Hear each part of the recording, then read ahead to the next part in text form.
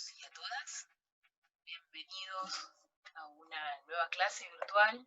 En esta oportunidad vamos a estar desarrollando la última parte de lo que es efectos patrimoniales del matrimonio, y para eso voy a compartirles un PowerPoint sobre el que iremos desarrollando los temas que iremos abordando. Hoy es, o por lo menos este video es el correspondiente a la clase número 11, y los temas que iremos viendo a lo largo de la clase van a ser, por un lado, indivisión poscomunitaria. Vamos a hablar de la liquidación de la comunidad de ganancias, la partición de la misma, y al final vamos a hablar sobre el régimen de separación de bienes. Bien, empezamos. Nosotros sabemos, y lo vimos en los videos anteriores, que la extinción del régimen de comunidad de ganancias, este régimen supletorio que rige las relaciones de los cónyuges, puede darse por distintas razones, ¿sí? Una de las razones es la muerte, comprobado presunta. Otra es la modificación del régimen, pasar de un régimen de comunidad a un régimen de separación. Una sentencia judicial de separación judicial de bienes, y por el otro lado la anulación del matrimonio, en el caso de que alguno de los cónyuges sea de buena fe, y el divorcio. He separado las causales en colores porque la muerte, ¿sí?, genera la necesidad de que entren en escena los herederos del cónyuge fallecido. Por el otro lado, tanto los supuestos de modificación del régimen o de separación judicial de bienes, se trata de supuestos donde los cónyuges continúan casados. Sin embargo, los supuestos de anulación o de divorcio, los cónyuges ya dejan de ser cónyuges, y los efectos van a ser distintos. En ese marco, en esta flecha que les marco abajo, nosotros tenemos la extinción como el momento a partir del cual cesa el régimen de comunidad de ganancias, y más adelante en esta flecha tenemos el proceso de liquidación y de partición. ¿Qué es esto? El momento en que se hace efectivo esta expectativa de participar en los gananciales de mi cónyuge, y mi cónyuge en participar de mis gananciales. En esta flecha lo que yo les pongo son periodos de tiempo que son prolongados. ¿Qué pasa entre el 2015, que se extingue el régimen, y qué pasa hasta el 2019? Ese lapso de tiempo en el medio es lo que conocemos como este periodo de indivisión poscomunitaria. Este periodo genera problemas, y los problemas están asociados a distintas situaciones. En primer lugar, ¿qué bienes integran la indivisión? ¿Sí? ¿Qué bienes forman parte de esta masa de bienes que están de alguna manera detenidos en el tiempo? Y en ese marco, ¿cómo se va a administrar y a disponer de esos bienes? ¿Cuál es el régimen de gestión? Por el otro lado, ¿quién tiene el uso de esos bienes? ¿O qué pasa con el uso privativo y exclusivo de esos bienes? Y finalmente, todo lo vinculado con la responsabilidad de los cónyuges o excónyuges en torno a este momento. En este punto, solamente, y después quedará para la lectura de ustedes, deben saber que en el Código de Vélez no se contenían normas que regularan estos supuestos de indivisión, ¿sí? De acuerdo a la idea que tenía Vélez en torno a este tema, disuelta la comunidad, se procedía a liquidar. Lo que fue sucediendo es que no necesariamente, una vez que se disolvía, una vez que se extinguía la comunidad, se procedía a liquidarla y a partirla, con lo cual la doctrina fue llevando adelante algunas posiciones vinculadas, ¿sí?, con una posible explicación de la situación jurídica de esos bienes para poder pensar en las soluciones, ¿sí? Frente a esos conflictos, ¿sí?, había como distintas teorías.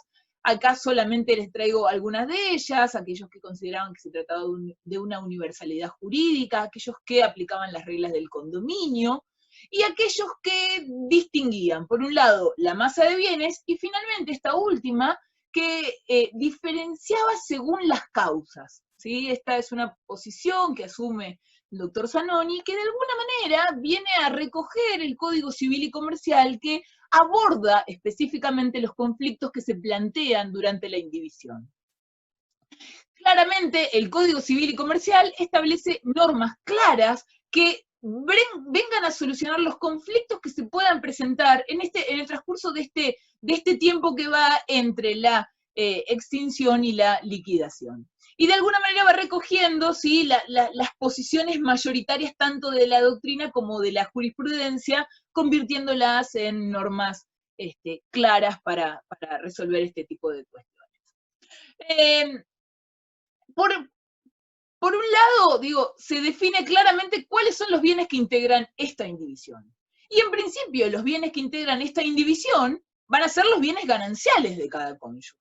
En principio, ya los cónyuges dejan de estar sometidos a un régimen de ganancialidad, con lo cual, a partir del momento en que se extingue la comunidad de ganancias, los bienes gananciales existentes hasta ese momento forman parte de esta indivisión.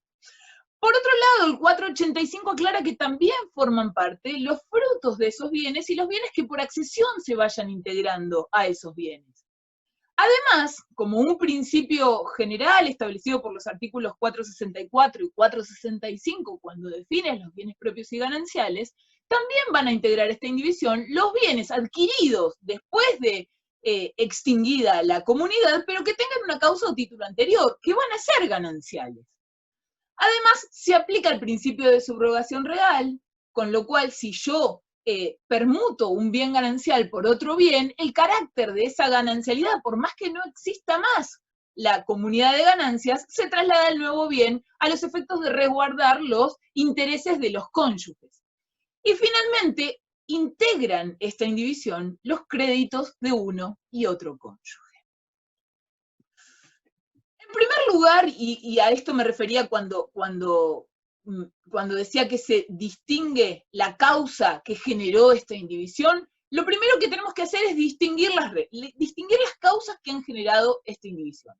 Por un lado, están todos los supuestos, los dos supuestos que originan la muerte o la presunción de fallecimiento de uno de los cónyuges, y en este caso entran en juego ya actores extraños a la comunidad de ganancias, como son los herederos de este cónyuge que no está más, y en este caso el código dice que extinguido el régimen por muerte de uno de los cónyuges o producido el fallecimiento mientras subsiste la indivisión postcomunitaria, se aplican las reglas de la indivisión hereditaria, que son reglas específicas del proceso sucesorio, que vamos a ver más adelante, sin lugar a dudas, pero que específicamente aplica esas reglas a la resolución de los conflictos que se den, en ese caso, entre el cónyuge supérstite y los herederos y acreedores del causante cónyuge premuerto. Y por el otro lado, las causales o las causas que implican que el otro cónyuge esté vivo, digo, ya sea porque hubo una modificación del régimen o porque ha dejado de existir el matrimonio entre los excónyuges. Y en este caso, si se extingue en vida, las reglas de la indivisión van a ser las que se establezcan en los artículos que siguen. Con lo cual, ahora vamos a ver cómo se regulan los efectos de la indivisión postcomunitaria en los supuestos donde ambos cónyuges o excónyuges quedan vivos. Bien, en primer lugar, vamos a ver qué pasa con la administración, ¿sí? ¿Quién va a llevar adelante la gestión de esos bienes, de esa indivisión? Y en primer lugar, la regla es la autonomía de la voluntad, ¿sí? Y si los cónyuges no se ponen, los excónyuges o cónyuges no se ponen de acuerdo, subsistirán las disposiciones del régimen de comunidad. Esto es lo que establece el artículo 482, que dispone que si durante la indivisión poscomunitaria, los excónyuges no acuerdan las reglas de administración y disposición de los bienes indivisos, subsisten las relativas al régimen de comunidad en cuanto no sean modificadas, ¿sí? Nosotros vamos a ver que hay reglas específicas de la indivisión, pero lo cierto es que si uno va a querer disponer, va a necesitar del asentimiento del otro cónyuge. ¿Cuáles son estas reglas? Aquellas que tienen que ver con anticiparle al otro cónyuge o excónyuge los actos de administración extraordinaria que piensa realizar, la posibilidad de pedir medidas cautelares, precautorias o preventivas para garantizar que se hagan efectivos estos derechos sobre esos gananciales que están indivisos por parte del cónyuge no titular, y por otro lado, este deber de rendir cuentas de la administración. Las vamos a ver en detalle ahora. Este deber de información tiene que ver con que en algunos casos, en primer lugar, en aquellos casos donde los cónyuges dejan de ser cónyuges, no existe la cotidianeidad, ¿sí?, vinculada con el saber qué está haciendo el otro, y por eso este deber de información es clave al momento de poder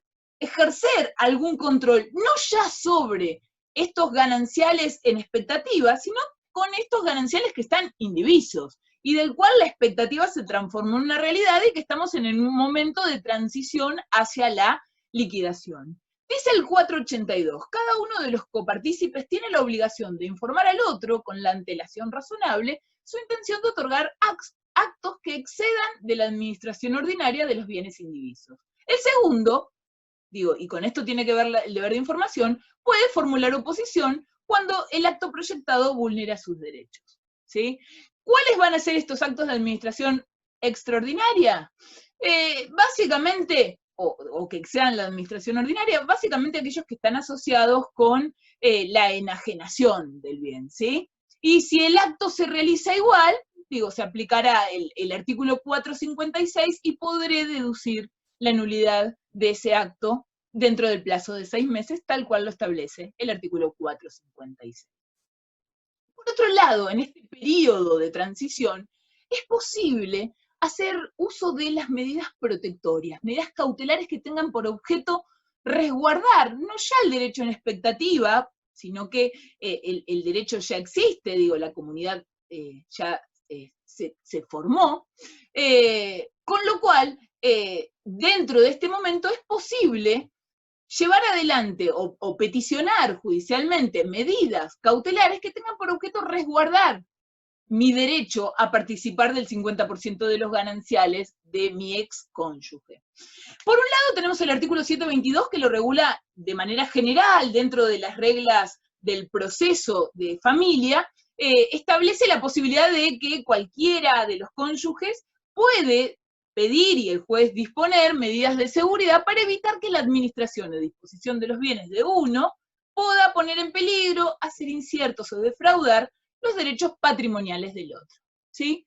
Acá la doctrina, si bien, por supuesto, está de acuerdo con esta incorporación, la doctrina es contesta en señalar que el juez o la jueza van a poder acceder a esta petición siempre y cuando no se ejerzan de un modo abusivo, ¿sí? Y que no tengan por objeto propósitos de hostilidad o extorsión, dice Veloso. Básicamente, el límite, ¿sí?, de la protección de las medidas tiene que ver con el peligro concreto que implica el no dictado de esa medida.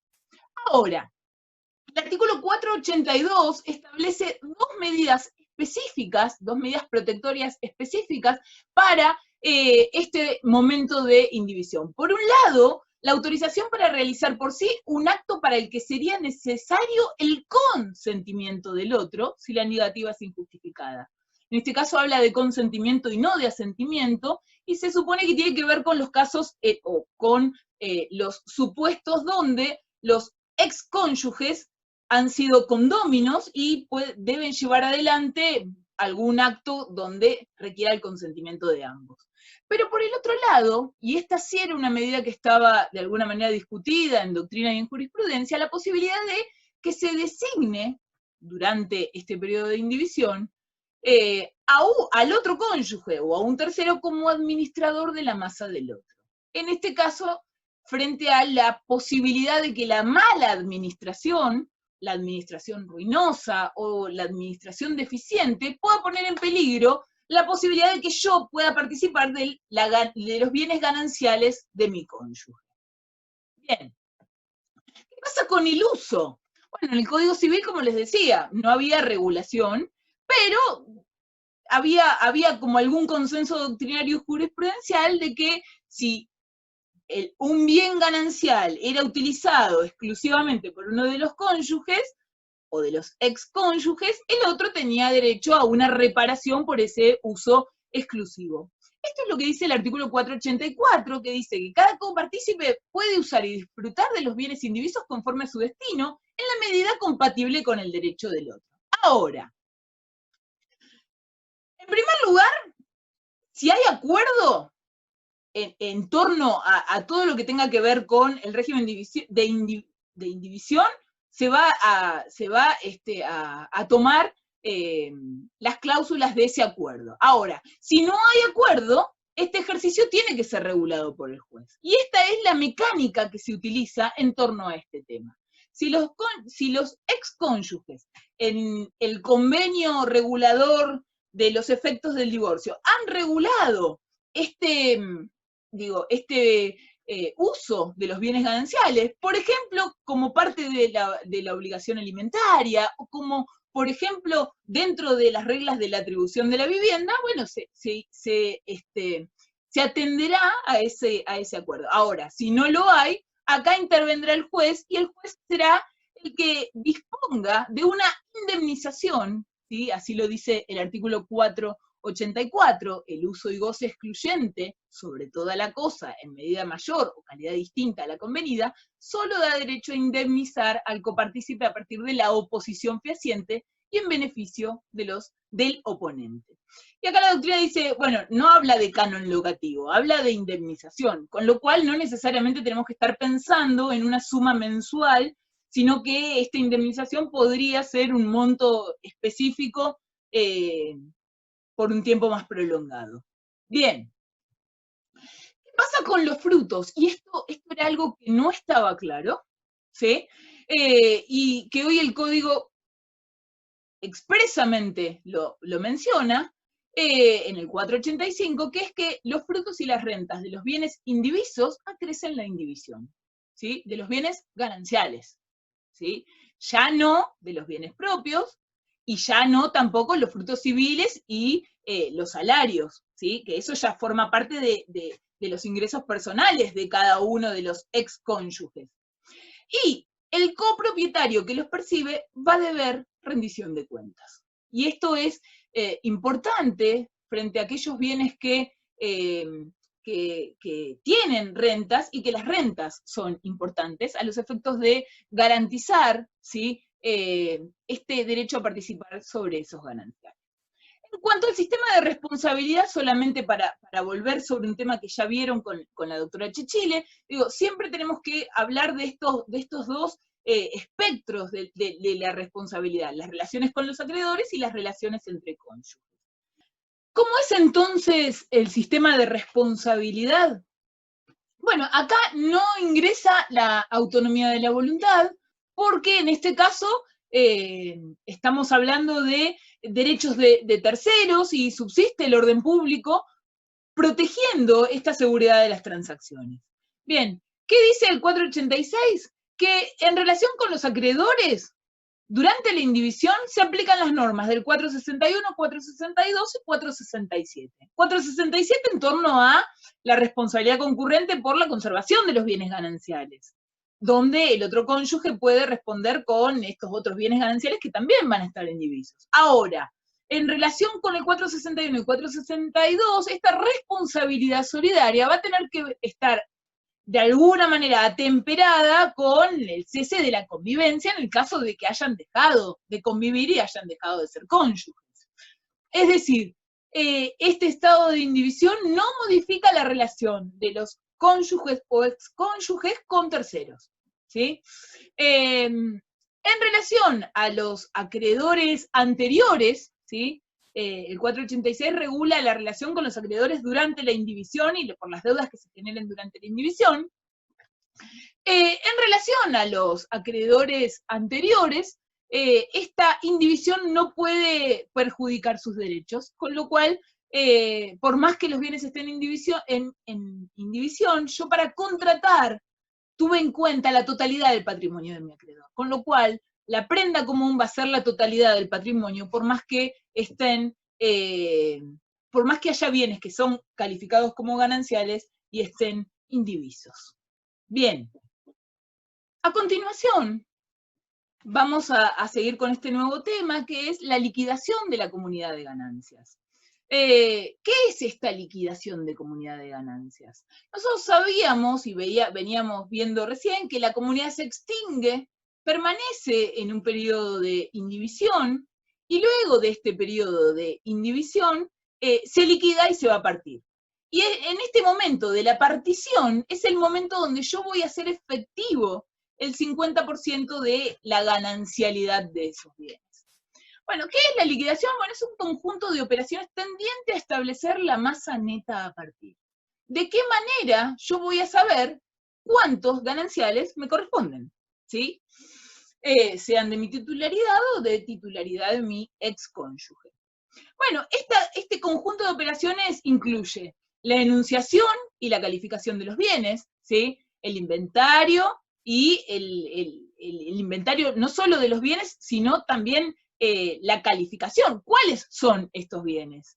Veíamos en clases anteriores que uno de los supuestos que encierra el artículo 480 son los efectos de la separación de hecho en la extinción de la comunidad de ganancias. Bueno, los efectos de la separación de hecho pueden repercutir, digamos, en aquellos bienes que calificamos como gananciales o no.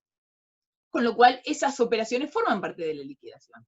Una vez que sepamos cuáles son los bienes gananciales, los vamos a tener que tasar, digo, el avalúo de esos bienes, veremos, y acá sí ya entraremos dentro de lo que es la relación interna de la responsabilidad, la determinación de las cargas de la comunidad, y eventualmente la pertinencia de las recompensas, para después finalmente determinar cuál es la masa partible.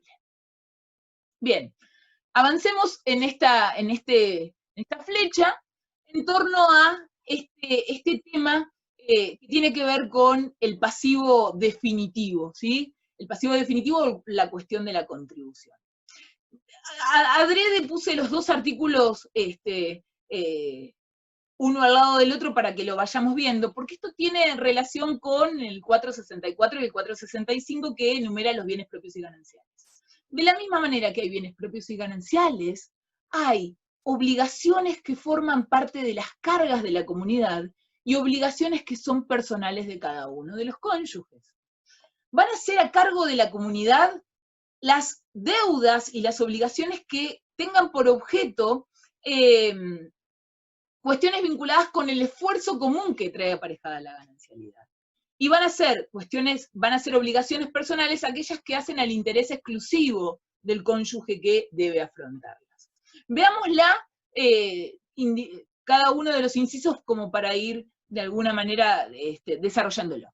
Bueno, dice el artículo 489, que podríamos decir es el que regula las deudas gananciales, o las deudas que son a cargo de la comunidad. Que van a ser a cargo de la comunidad las obligaciones contraídas durante la comunidad no previstas en el artículo siguiente. De la misma manera que hay una presunción de ganancialidad en los bienes, también hay una presunción de ganancialidad o presunción de cargas de la comunidad en torno a las obligaciones. Van a ser todas, salvo las del artículo siguiente. Este es un inciso residual. El inciso B habla del sostenimiento del hogar, de los hijos comunes y de los que cada uno tenga y los alimentos que cada uno está obligado a dar. Esto vinculado con el deber de contribución del artículo 455. Si el 455 me establece un deber de contribución en el régimen primario, pero estamos dentro de un régimen de comunidad, esto que yo afronto va a ser una carga de la comunidad. El tercer supuesto tiene que ver con las donaciones de bienes a hijos cuando tengan por objeto su establecimiento o colocación. Y por último, algo que sí es específico del régimen de comunidad, los gastos de conservación y reparación de los bienes propios y gananciales. De la misma manera que los frutos y las rentas de los bienes propios son gananciales, la conservación y reparación también es a cargo de la comunidad.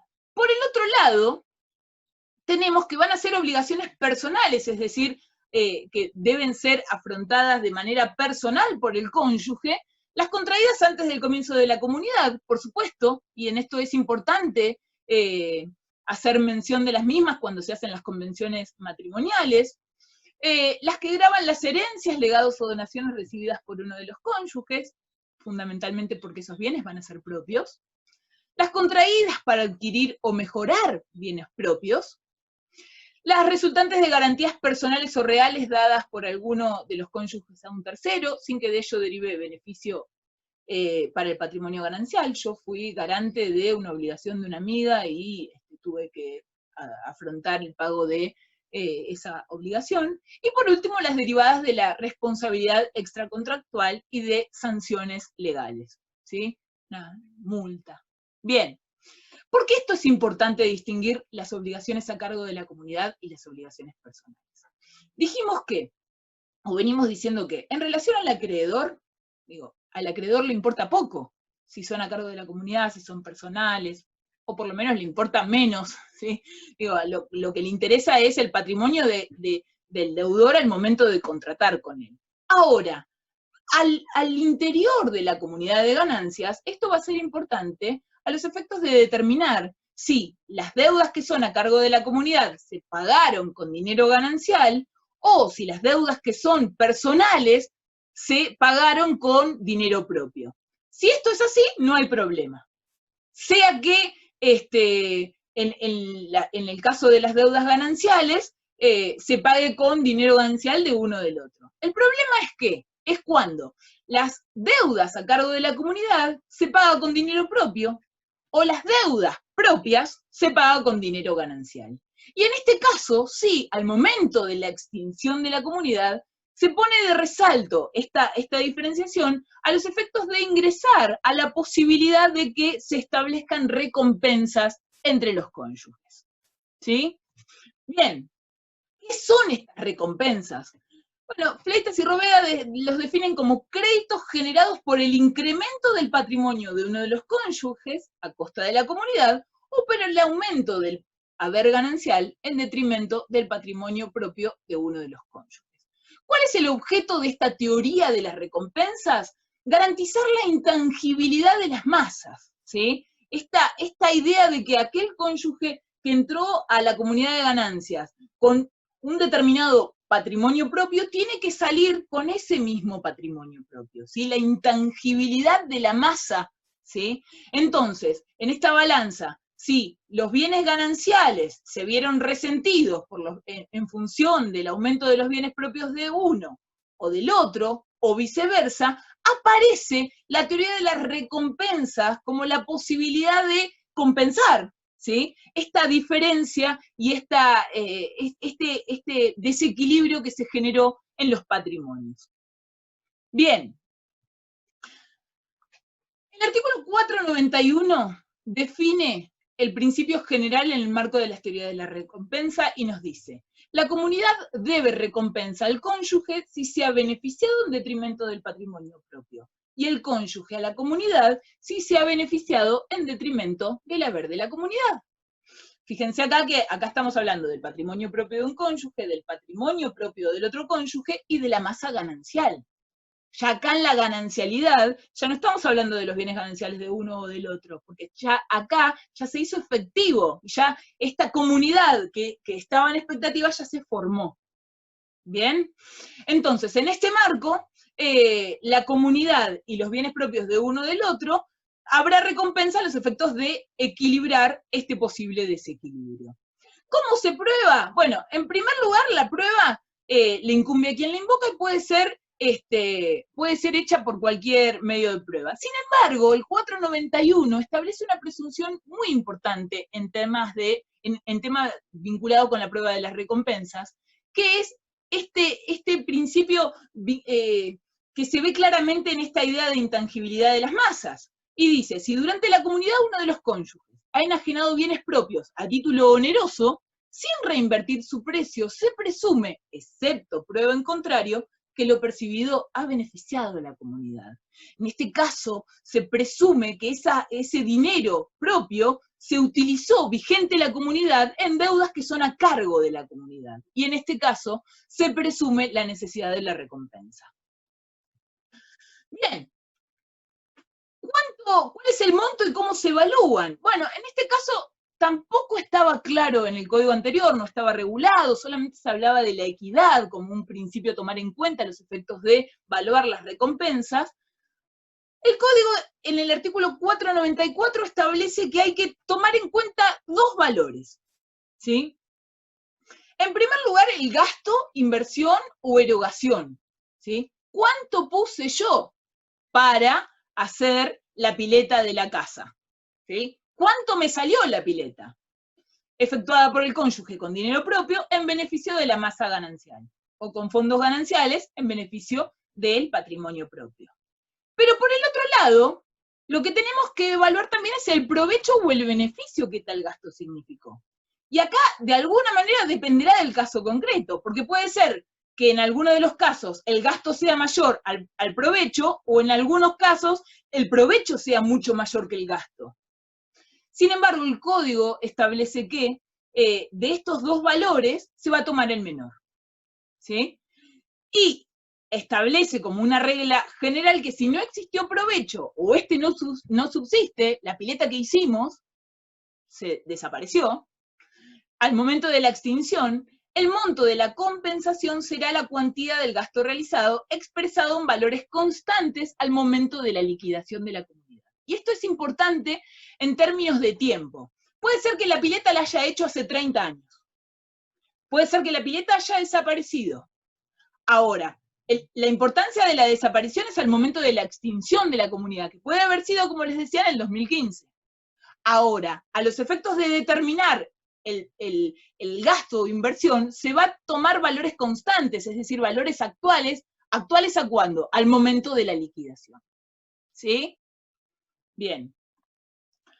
¿Qué pasa con este resultado? Ya sea que haya dinero, que haya recompensas a favor de uno de los cónyuges, porque se aprovechó el dinero, se aprovechó la comunidad de los bienes propios, o a favor de la comunidad, porque se aprovechó el patrimonio propio en detrimento de la comunidad. Bueno, el resultado se incluirá dentro del proceso de la liquidación, ¿sí? Dice el código, efectuado el balance de las recompensas adeudadas por cada uno de los cónyuges a la comunidad y por aquel, el saldo en favor de la comunidad debe ser colacionado a la masa común y el saldo en favor del cónyuge le debe ser atribuido a este en la masa común. A este sobre la masa común, perdón. En caso de insuficiencia de la masa ganancial, en la partición se atribuye un crédito a un cónyuge contra el otro. ¿Qué significa esto? Significa que, en principio, el resultado de las recompensas se va a imputar en las hijuelas de cada uno de los ex cónyuges al momento de liquidarse la comunidad. Y si hay un beneficio para uno de los cónyuges, se le imputará a su parte, y si hay un beneficio para la comunidad, se sumará a los bienes gananciales. Bien. Una vez que se produce la liquidación de la comunidad, una vez que tenemos realizados todos estos actos que ahora vamos a ver, lo podríamos hacer tranquilamente en el estudio, en el marco de los acuerdos privados vinculados con el divorcio, pero en principio, una vez que llevamos adelante todas estas operaciones vinculadas con la liquidación, llegamos al último momento del proceso, que es la partición. La partición efectivamente me va a determinar cuáles son los bienes que hacen a este 50% que me corresponde de los gananciales. Bueno, ¿cuándo se hace? El código dice que se va a poder hacer en cualquier momento, ¿sí? Excepto disposición legal en contrario, que van a ser supuestos de indivisión, fundamentalmente para proteger, por ejemplo, la vivienda cuando la extinción del régimen se produce por muerte, por ejemplo. ¿Cuándo se hace? En cualquier momento. ¿Y cómo se hace? Bueno, dice el artículo 500, el inventario y la división de los bienes se hacen en la forma prescripta para la partición de las herencias. Es decir, todas las reglas vinculadas con la partición de las herencias son aplicables a la partición de la comunidad de gananciales. En principio podemos decir que hay tres formas, ¿sí? La partición privada, esta que yo les decía, la partición privada que se hace a través de un instrumento privado, o en el caso de incluir bienes registrables a través de una escritura pública. Se puede hacer de forma mixta, y acá la doctrina es conteste en afirmar que en principio serían los supuestos donde, por ejemplo, los acuerdos se incluyen dentro del convenio regulador de los efectos del divorcio, y el juez va a homologar, ¿sí?, estos convenios, y eventualmente si se trata de bienes registrables, ordenará la inscripción de esa partición. Y por el otro lado, tenemos la partición judicial. La partición judicial, que es aquella que se va a realizar íntegramente en el expediente judicial, a través del incidente respectivo ante el juez que decretó el divorcio, y que puede suceder que se dé porque los cónyuges no estuvieron, o los excónyuges no estuvieron de acuerdo en los términos de la partición para hacerla de manera privada, o porque alguno de los dos no está ausente, o porque alguno de los dos tiene una incapacidad que le impide llevarla adelante. Bien, ¿qué hacemos en este momento de la partición? Bueno, en este momento de la partición lo que vamos a hacer es determinar la masa partible y dividirla, básicamente. ¿Qué dice el 497? La masa común se integra con la suma de los activos gananciales líquidos de uno y otro cónyuge. Hablamos de activos líquidos, es decir que ya de acá ya deducimos eventualmente las deudas y las recompensas. Digo, ¿cuál es la masa ganancial de uno? ¿Cuál es la masa ganancial del otro? En este caso nos va a dar la masa partible. Esta masa partible, dice el 498, se divide en partes iguales entre los cónyuges, sin consideración al monto de los bienes propios, ni a la contribución de cada uno a la adquisición de los gananciales. Acá no me va a importar a mí, ¿sí?, quién ha sido el titular registral. Acá lo que interesa es que el bien ha sido calificado como ganancial, forma parte de la masa partible, con lo cual todos los bienes que forman parte de la masa partible se van a dividir por mitades. Esta partición de ninguna manera tiene que afectar el derecho de los acreedores, ¿sí? Cuando yo contrato con una persona que está casada, yo tengo en cuenta la totalidad de su patrimonio. Yo sé que tiene 5 casas para pagar. Entonces, yo puedo contratar tranquilamente porque con sus 5 casas va a poder pagar. Ahora, si él se divorcia y en el marco de la liquidación le quedan solo 2 casas y media, esto a mí no tiene que afectar, porque yo tuve en cuenta la totalidad de su patrimonio. Y esto es lo que establece el artículo 502, que dice que después de la partición, cada uno de los cónyuges responde frente a sus acreedores por las deudas contraídas con anterioridad, con sus bienes propios y con la porción que se le adjudicó de los gananciales. Sin embargo, el 449 establece que en el caso de modificación del régimen, es decir, en aquellos supuestos donde puedo modificar el régimen de comunidad al de separación, los acreedores anteriores van a tener 1 año para oponerse si ese cambio les generó un perjuicio. Por supuesto que los acreedores, en el marco del proceso de liquidación, ¿sí?, para poder oponerse a esta partición, si eventualmente esta partición pone en peligro la posibilidad de cobrarse su crédito, y van a tener una preferencia, ¿sí?, a el ex cónyuge en la ejecución de ese bien. Bien. El código regula la posibilidad de la atribución preferencial de bienes en el artículo 499. ¿Qué es esto? Digo, yo soy instructora de pilates y las camas de pilates son carísimas y quiero que en el marco de la partición se me atribuyan a mí. Entonces, puedo pedir que se me atribuya de manera preferencial los bienes amparados por la propiedad intelectual o artística, los bienes de uso relacionados con la actividad profesional, un establecimiento comercial, industrial o agropecuario adquirido por mí, o la vivienda que estoy ocupando al momento de la extinción de la comunidad. Y si esto que yo pido que se me atribuya preferencialmente excede mi parte de los bienes gananciales, puedo ofrecer pagar la diferencia. Bien, finalmente entramos en esta última parte que tiene que ver con el régimen de separación de bienes.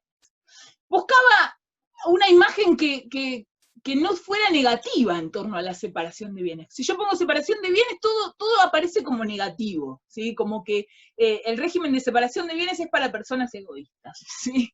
Pero el régimen de separación de bienes es un régimen más. Está el de comunidad, está el de separación, y los cónyuges tienen que sentirse, o futuros cónyuges, sentirse libres de poder utilizarlo cuando tengan ganas de usarlo, ¿sí? En este régimen de separación, la característica que tiene es que cada uno conserva la propiedad de los bienes anteriores a la celebración del matrimonio o a la adopción del régimen, en el caso de que sea por modificación, más los bienes posteriores adquiridos a título gratuito u oneroso.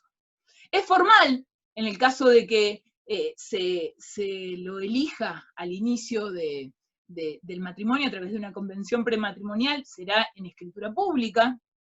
Dejo de lado las diferencias que explicó el doctor Vítola en torno a si se requiere o no, y dejo de lado esa discusión, pero en principio se requiere para modificar el régimen también hacerlo por escritura pública e inscripto en el acta de matrimonio.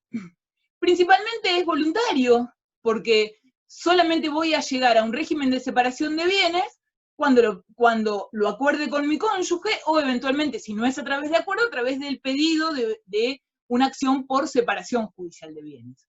Y además la característica es que hay falta esta masa patrimonial común. Bien, vamos a ver un poquito más de qué se trata. El régimen de separación, dice el artículo 505, en este régimen cada uno conserva la libre administración y disposición de sus bienes personales, excepto lo dispuesto en el artículo 456, y cada uno responde por las deudas por él contraídas, excepto lo dispuesto en el artículo 461. ¿Qué es este dibujo que les hice yo? Nosotros tenemos los dos regímenes, el régimen de comunidad y el régimen de separación. Ahora, el régimen de separación no es un régimen individualista, sino que el régimen de separación siempre va a estar tocándose con el régimen primario. De la misma manera que el régimen de comunidad también se está tocando con el régimen primario.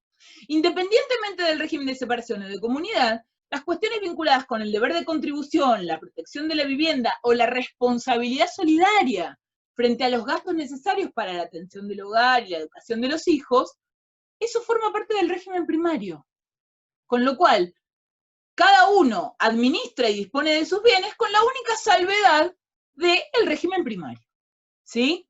No es que en el régimen de separación hay protecciones específicas. Las protecciones específicas están en el régimen primario.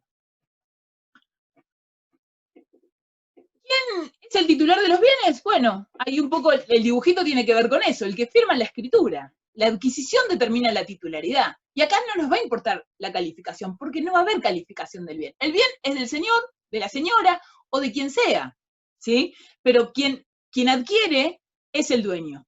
Si adquieren juntos, será un condominio. Si adquiere solo, será el que adquiere. Y acá no me importa de quién es el dinero, ¿sí? El que adquiere es el dueño. Y la prueba, ¿sí?, va a ser justamente frente al otro cónyuge o a tercero, cualquier medio de prueba. Por supuesto que si es un bien inmueble, la escritura es fundamental y la inscripción en los registros es fundamental. Pero ahora puede tratarse de otros bienes que sean muebles no registrables, donde esta propiedad se va a poder acreditar por cualquier medio de prueba. Y en este punto, en relación a los bienes que quizás puedan tener mucho valor y que es difícil la prueba, qué sé yo, una joya, una pintura, acá aparece la importancia de las convenciones matrimoniales y la posibilidad de dejar constancia de qué bienes ingresan o de qué bienes era titular alguno de los dos cónyuges antes de contraer matrimonio y elegir el régimen de separación de bienes. Bien, ¿qué pasa con el condominio? Es decir, ambos cónyuges separados de bienes compran una casa, por ejemplo, y en este caso son condominios, ¿sí? Pero puede ser que este condominio implique que uno aporta mayor cantidad, con lo cual es dueño de más, que el otro. Para la administración se aplican las reglas del condominio. Y en este caso prima la mayoría. Con lo cual, las decisiones de la mayoría se imponen sobre la minoría. Y si uno de ellos solicita la división de este condominio, el otro va a poder oponerse y el juez va a poder negar esta división, y acá sí ya tiene que ver con el condominio dentro de una relación familiar, si esa división afecta el interés familiar. ¿Sí? Esto es diferente al condominio que se da dentro del régimen de comunidad. Si se da dentro del régimen de comunidad, ambos tienen que decidir de manera, de una forma que estén de acuerdo, digo, la mayoría no se impone, cosa que sí sucede en el condominio dentro del régimen de separación de bienes. Por último, y el régimen de separación tiene esta sencillez, ¿cuándo cesa? Bueno, el cese se produce por dos causas, o porque se disuelve el matrimonio, o porque murió, o porque se modifica el régimen convenido, ¿sí? La disolución del matrimonio es por cualquiera de las causas, y si se modifica es porque han decidido volver al régimen de comunidad. Y en este caso, el cese del régimen no implica la necesidad de liquidarlo, porque no va a haber bienes a liquidar, ¿sí? No va a haber bienes gananciales. Sí, lo que puede haber son bienes en condominio que deban dividirse. Y en este caso, estos bienes, a falta de acuerdo de los cónyuges, dice el artículo 508, la partición de estos bienes indivisos se hace en la forma prescripta para la partición de las herencias. De nuevo, volvemos a las reglas de la partición de las herencias. Pero insisto, solamente en caso de que se trate de bienes de los cuales los cónyuges son condóminos. Bien, hasta acá hemos llegado. Espero haber sido clara. Es un tema que por ahí es lindo para charlarlo, pero bueno, estas son las condiciones actuales de la docencia en la virtualidad, así que espero haber sido clara y por supuesto van a profundizar con sus profesoras los temas y quedamos en contacto por cualquier duda. Les mando un abrazo, cuídense mucho y seguimos en contacto.